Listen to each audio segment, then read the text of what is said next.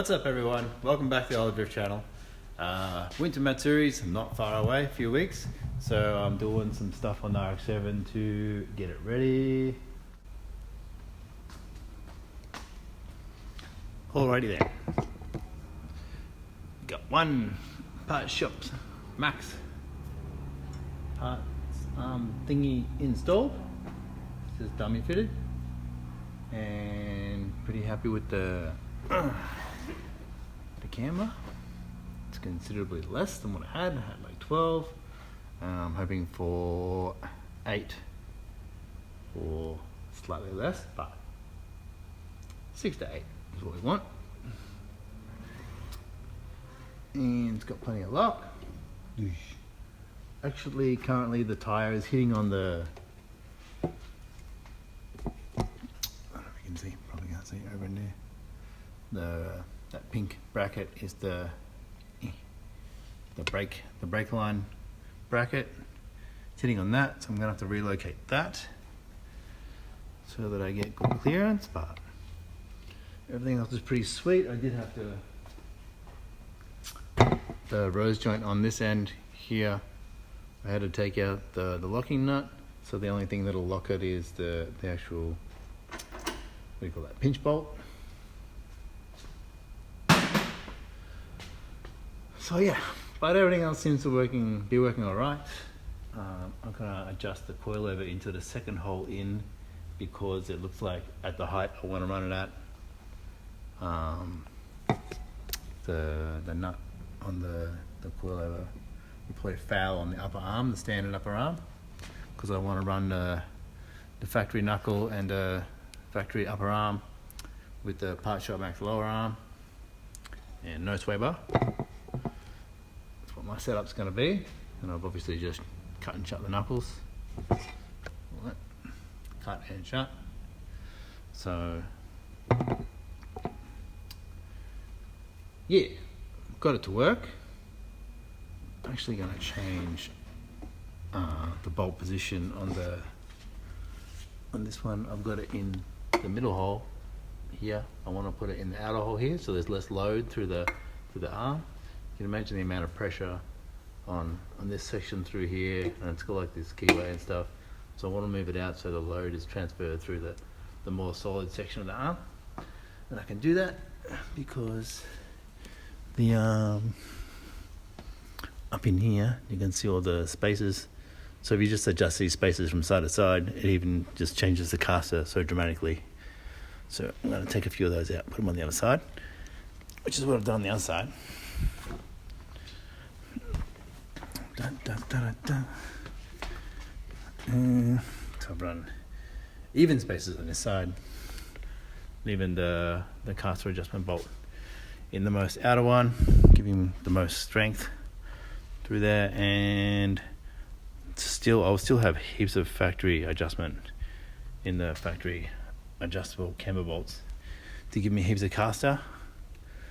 So that's how I plan to run my part shop max arms with the standard stuff. I also had to cut down the coilover, so the steel insert in the bushing, I actually had to chop that down to 40 millimeters in width because this width in here is actually smaller than on the factory arm.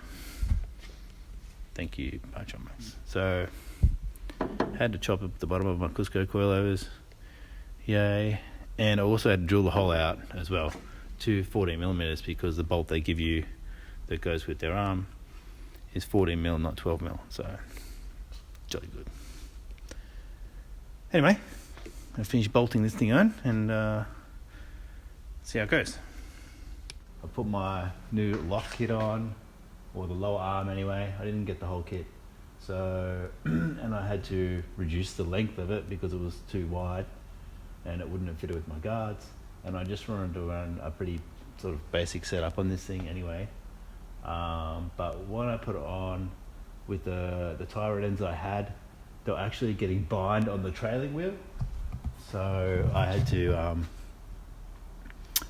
cut them and angle them to reduce the angle at the tie rod and the piston, so it changes the angle here. So obviously, if you bring the end of the rod out, it like brings it out.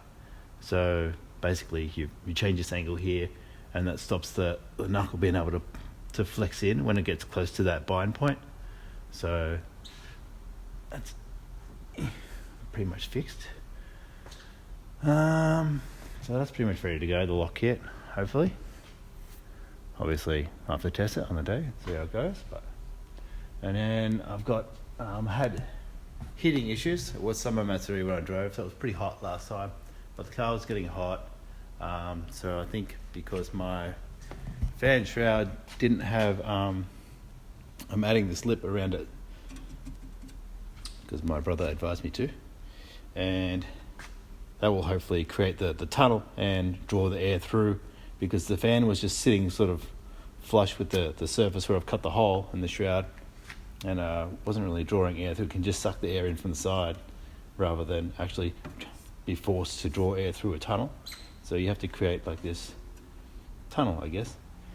So that's what I'm doing now. Well, this side on, and then the other half will have to be bolt on so that I can get the shroud onto the actual car with the fan still on there. So I'll ribbon up the other side and build some little tabs off it and bolt it to it. So it'll be half and half. So I'm just welding this on now.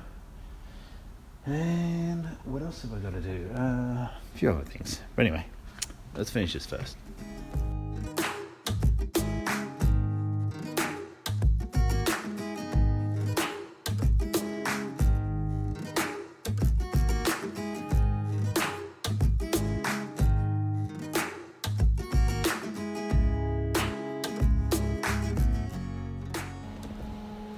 Alright, bit of a test fit.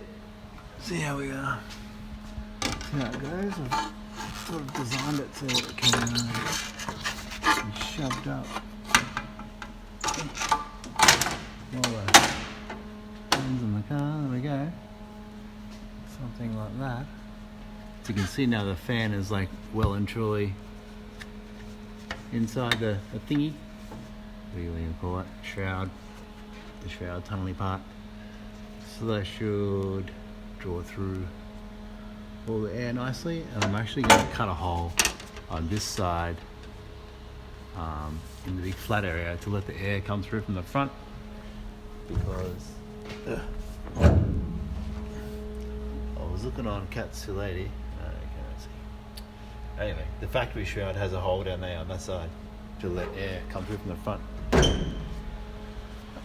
And also I was watching Formula Drift, when was it, last weekend? I noticed that one of the cars, even though his radiator's in the back and he had a big single fan, in the two corners he had two big rubber flaps that can blow open and let the air actually come through. So I'm going to cut a hole here. Might put a rubber flap on it, we'll see how it goes. But finish this off first, and I have to make the tabs for the other bit, the bolt on bit, so stay tuned. Alrighty, so this is where I'm at. I've cut the hole for the air to just blow through from the front when the car's actually driving along, and the air to the front has velocity. And I've also, just now, I welded in a sort of vertical wall around it, so that the fan, when the car's like sitting, stopped and just idling, whatever, the fan's not just sucking air backwards into this hole in and out there, and not really drawing it through the radiator. So it'll, if for whatever reason you have to stop on track because of safety car and stuff, sometimes you've already been thrashing, car's hot, and you stop, and then like you want to make sure you get the maximum amount of air drawn through your radiator from your fan. So I wanted to make sure that it wasn't just sucking it through, cheating. Hopefully this will be enough. So time to chuck this thing in. I also put on a new clutch on the clutch fan.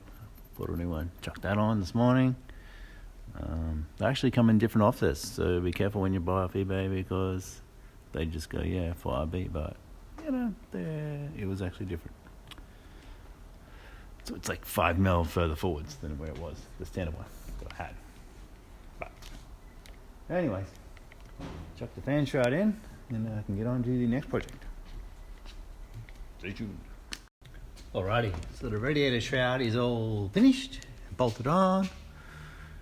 It all fits and stuff, works good.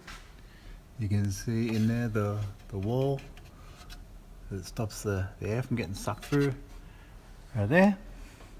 So I'm gonna have to make some sort of air duct now, probably from this vent to go across and under and feed cold air up to my air intake. Now that I got this sweet warm air induction straight into my filter, but I'll work on that after. I'm gonna work on, I just want to make on the front of it here, I'm gonna make an aluminium duct, basically that stops the air from coming in the front bar and then just going straight under the car. So gonna do that next, and hopefully that'll help with the cooling and the car will no longer have any cooling issues. Stay tuned. Alrighty, that's the end of the weekend. I didn't get as much done as I wanted to get done, but I did manage to make a duct underneath the to duct the air into the radiator. Blow there, it's into the mouth so it can't go straight down under the car. It goes up the sides, up there, over there, and then the other side square. I've got the shroud in and done. So still can't go on the top because the bonnet actually is like so close. The bonnet will actually capture this because the bonnet actually rubs on the cam cover here, and the radiator cap is actually recessed into the bonnet up there. That notch out to the left of the round hole is where the fan runs, so there's no room for the air to escape up there or anything, so the bonnet is the shroud on the top. So anyway, that's what's going on there. That's done. I got the turbo sent off, waiting for that to come back. So the shroud's done. Wheels are back on. That's sick. Gave them a clean. And the lock kit seems to be all sorted. Hopefully, I have to take it for a wheel alignment soon. Get that all dialed in. But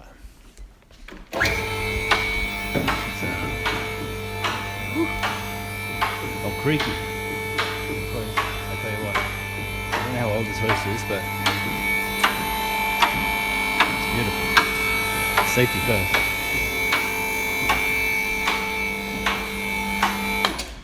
The light so we're not getting blinded.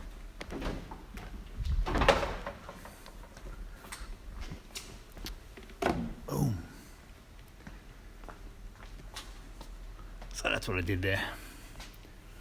Just bolted it up onto the chassis rails, up on the sides, up in there, on either side, and just tapped a couple of threads into the 6mm brackets for the radiator support, and just put some N10s in there, drilled a hole for my jacking point, so I can still jack at the front if I need to. It's a pretty crappy piece of aluminium, but that's all I had. It'll do the job. I'll do something. Still some holes at the side. I could maybe fill those, but we'll see how it goes.